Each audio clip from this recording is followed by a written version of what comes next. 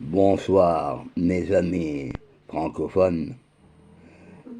Je continue avec l'histoire du mouvement national que j'avais écrit quand j'avais 15 ans, avec des erreurs, certaines, et certaines qui ne sont pas des erreurs comme vous verrez, mais que plus tard l'histoire a menti sur cette même affaire. Bon.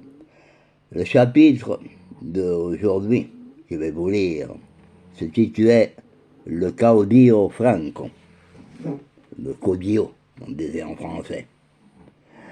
Lorsque l'armée d'Afrique se souleva avec les traditionalistes et les phalangistes contre la République et le Front populaire, plus exactement plus contre le Front populaire, une commission de généraux installés d'abord à Salamanca, puis à Burgos, proclama la déchéance de la Deuxième République. Bon, c'est pas exactement ça. Ça a été plutôt la déchéance du gouvernement front populiste.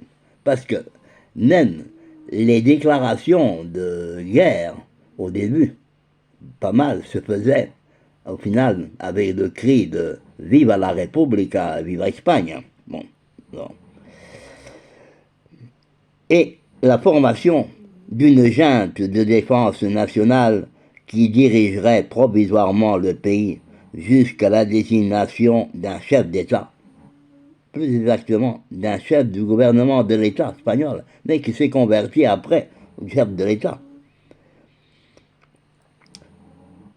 La junte était composée par les généraux Michel Cabanillas, Andrés Saliquet, Miguel Pont, Emilio Mola et Fidel Dávila, ainsi que les colonels d'état-major Frédéric Montaner et Ferdinand Moreno Calderón.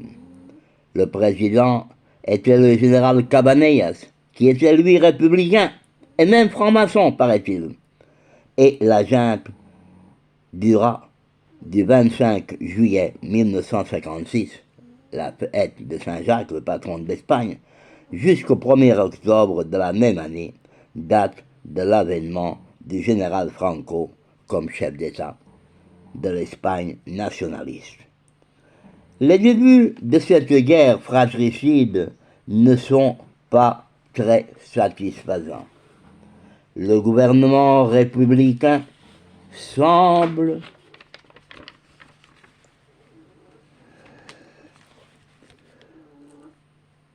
puisqu'il dispose du matériel nécessaire, mais il y a une chose qu'ils n'ont pas, c'est la foi aveugle dans la victoire.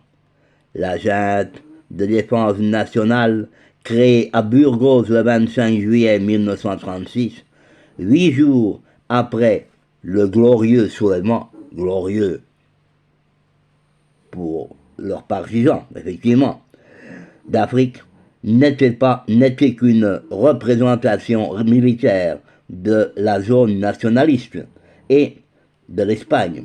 Et il lui fallait un organisme, une organisation politique.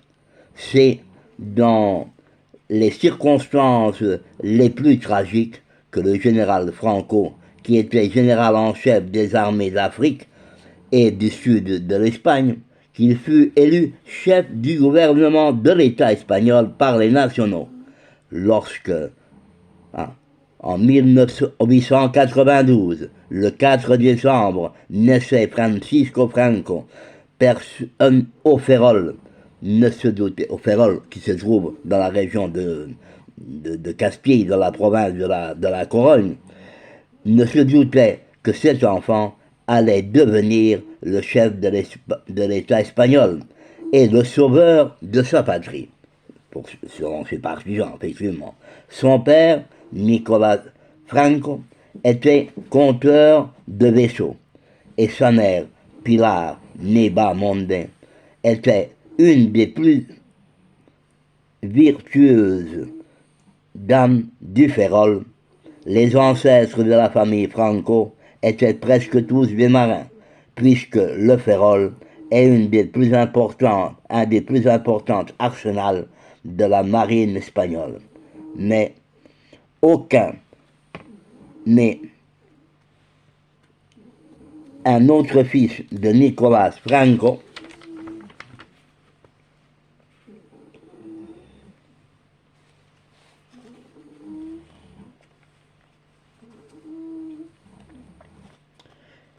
ne suit pas cette vocation, puisque l'aîné, aucun de ses enfants de Nicolas Franco a suivi la vocation, puisque l'aîné Nicolas prit la carrière diplomatique. Le cadet, Ramon, devint le célèbre aviateur qui en 1920 fit la traversée de Palos à Buenos Aires, et Francisco entra dans l'Académie d'infanterie de Tolède le 29 août 1907. Et il en sortit le 13 juillet 1910. Il était sous-lieutenant. La jeunesse du futur chef des Espagnols se révolte contre la instabilité. Il semble songer à l'étoffe de Scheller que Lyotet adopta comme devise. The chose foil liège in drink. La joie de l'âme se trouve dans l'activité.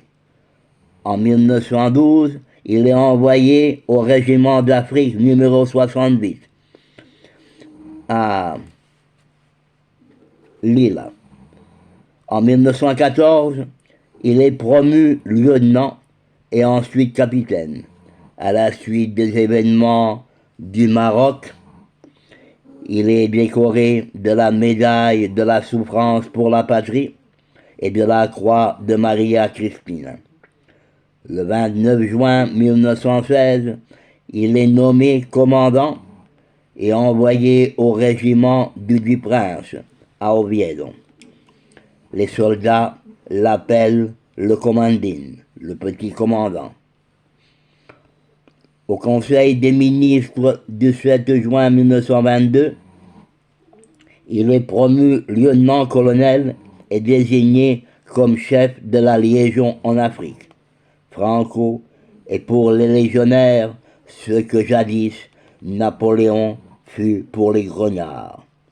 Le 14 octobre 1923, il se marie avec mademoiselle Carmen Polo Valdés, dont les ancêtres appartenaient à l'ancienne noblesse asturienne.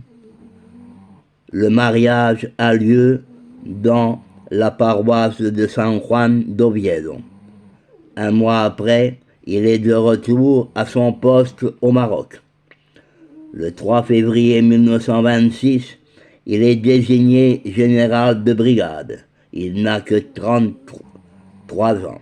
C'est le plus jeune général de l'Espagne et de l'Europe. Il possède aussi, grâce à son situation au Maroc, la médaille militaire, les insignes de chevalier de la Légion d'honneur.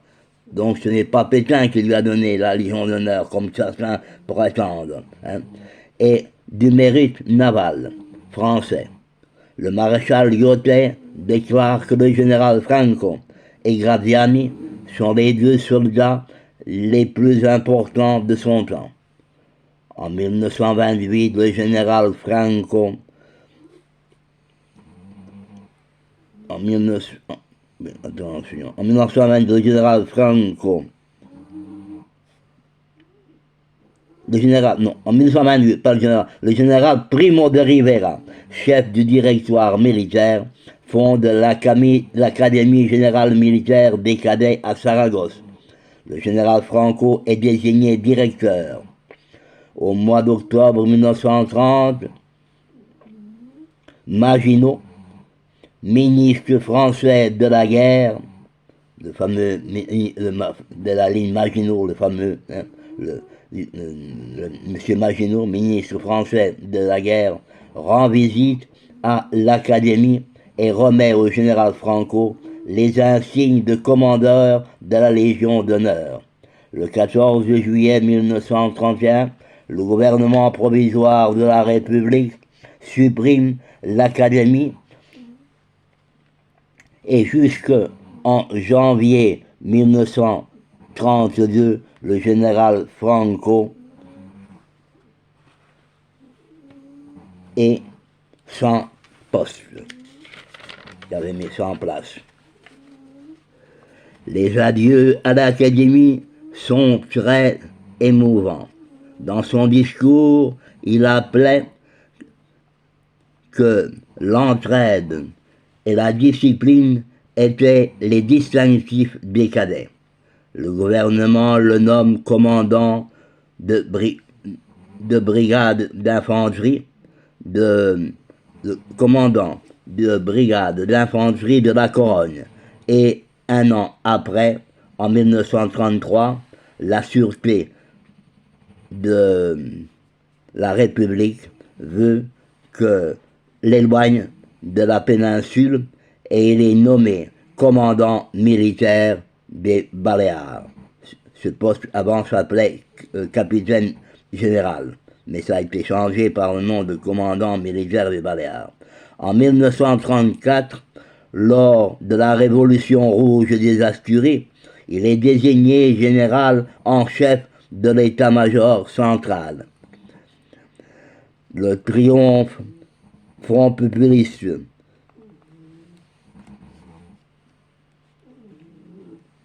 en février 1936 l'envoie à Santa Cruz de Tenerife comme commandant militaire des Canaries, poste qu'il occupera jusqu'au 18 juillet 1936, date du soulèvement de l'armée de l'Afrique, qui conduit le général Franco à la suprême magistrature de la nation espagnole. La junte de défense nationale de Burgos, réunie dans la propriété appartenant à un certain Antonio Pérez, tavernier de profession, dans la petite commune de Matías de los Caños, près de Salamanca, où s'élève actuellement une ermite dédiée à l'apôtre Saint-Jacques, le majeur, eurent élure et au général de division Francisco Franco comme chef du gouvernement de l'État espagnol, qui s'est converti en chef de l'État espagnol, généralissime des forces nationalistes et caudillo, dont guide de la Nouvelle-Espagne. C'était le 29 septembre 1936. Le 1er octobre suivant, c'est dans le salon du trône de la Capitania Générale de Burgos que le général Franco fut investi de ses nouvelles fonctions.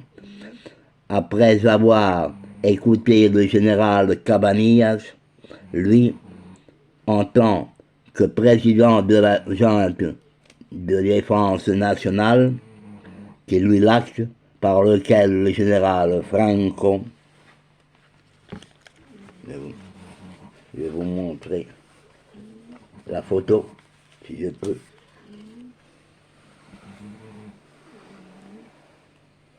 Voyez-vous?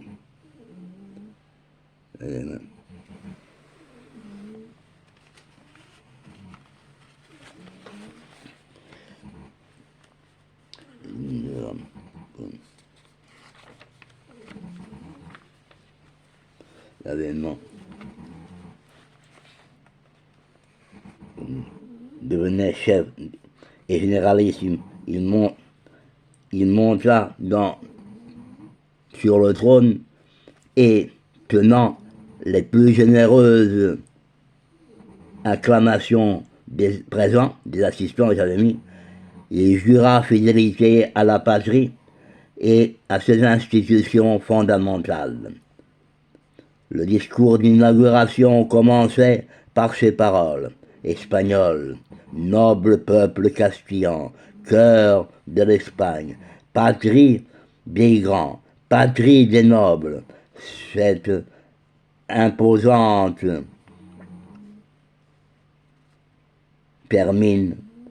termina par une revue des forces armées, de la garde-mort et des milices phalangistes et traditionnalistes. Et lorsque le général Franco apparut au grand balcon de la capitanie générale, le peuple en liesse, bon, c'est partisan, effectivement, mais il a décrit comme ça, acclama à son sauveur. Le général Franco a été élu par la volonté des Espagnols. J'avais décrit ça, hein, c'est pas exactement, qui ont mis leur confiance dans son mouvement et même en même temps que chef d'État et généralissime, il est le chef du gouvernement, réunissant en lui les pleins pouvoirs exécutifs et lorsqu'à la mort de leur fondateur, de la mort de José Antonio Primo de Rivera, les phalangistes le choisissent pour chef national du parti. C'est lui-même ça qu'il a fait. Il devient le chef politique du peuple et de l'unité puisque le 19 avril 1936, il unifie la communauté, c'est la communion, c'est pas la communauté, traditionnaliste et carliste, avec la phalange et établissent ainsi le régime national syndicaliste. Où vont ces fous, disait Prieto. Prieto est un socialiste, ministre du gouvernement républicain de Madrid. Ils ne voient pas que nous avons tous pour les vaincre, mais ils avaient tout, moins. Il leur manquait la foi qui était le patrimoine du général Franco et des patriotes espagnols.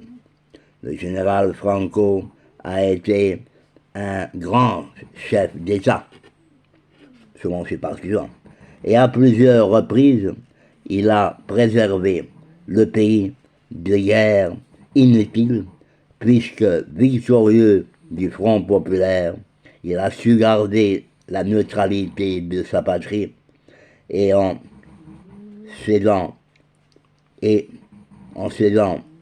aux Marocains la zone d'influence espagnole, il sait l'amitié hispano-marocaine.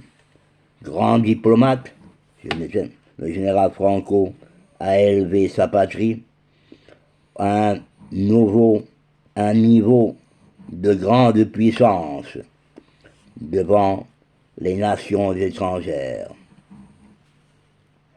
Catholique pratiquant, il a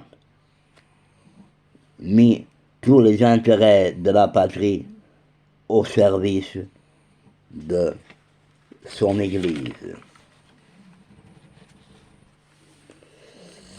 Cela, c'est ce que j'avais écrit. Comme je vous dis, j'étais un enfant de 15 ans à l'époque,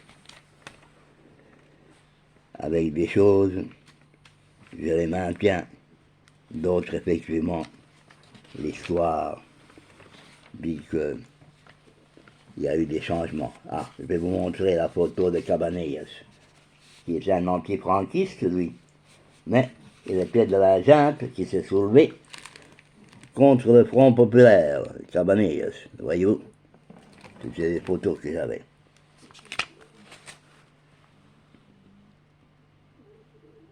À un autre jour, mes amis francophones.